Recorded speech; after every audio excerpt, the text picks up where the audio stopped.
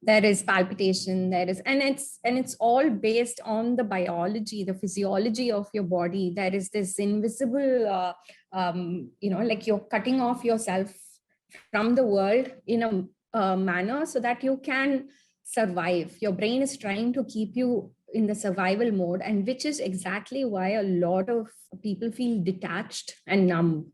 And we all want company, we want to socialize, but I know I can speak for myself that we are also trying to, like, okay, I don't want to really meet somebody, but it'll be nice if I can just be in the conversation. I don't want to contribute to it. So that's what a lot of people going through grief might experience. So what is grief? It goes through stages. And so there's the initial shock, the sadness, the disbelief.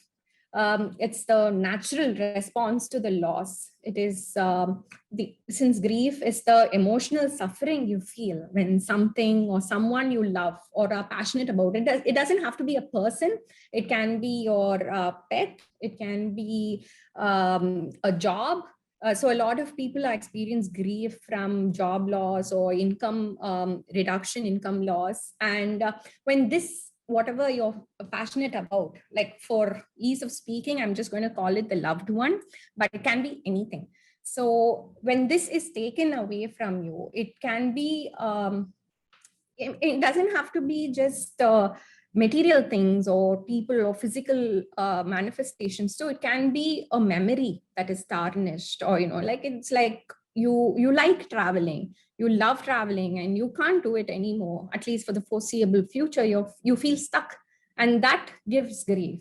So in any of these instances, life as we knew it has, for some people gradually, but many of us abruptly, it has changed. So we have a new routine now, sometimes even new surroundings. Many of us have moved, maybe new people, new coping strategies are required.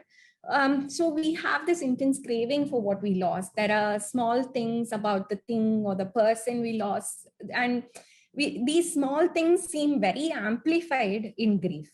Whenever we are facing grief, the smallest things seem amplified, and we automatically feel guilty for it, I didn't value this when that person was around, but right now I miss it. And you feel guilty about not telling them I love you, or I didn't show it to them, like I spoke to them 2 weeks back, I didn't ask them how they were doing, or the last thing you had with them was a fight, or like a lot of things potentially could amplify in your head. And all this makes us miss the person or the thing, and this increases manifold.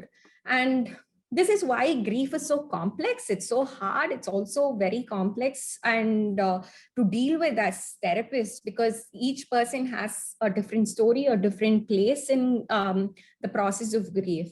So grief is not a single emotion. So usually we just say like, okay, he's grieving, but that is not a single emotion. It is a whole spectrum of it, actually. There's sadness, there's guilt, there's anger, there's a bit of disgust sometimes, there's often directed towards yourself, and there's jealousy. There's a lot of emotional pain, sometimes which manifests itself as physical pain as well.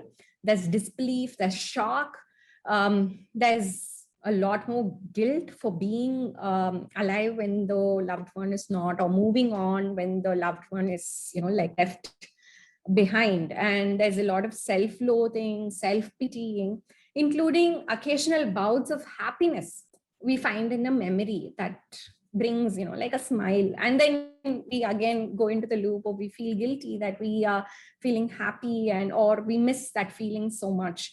The small things become big, and we are filled with remorse. So there's all these feelings and emotions that is attached with grief.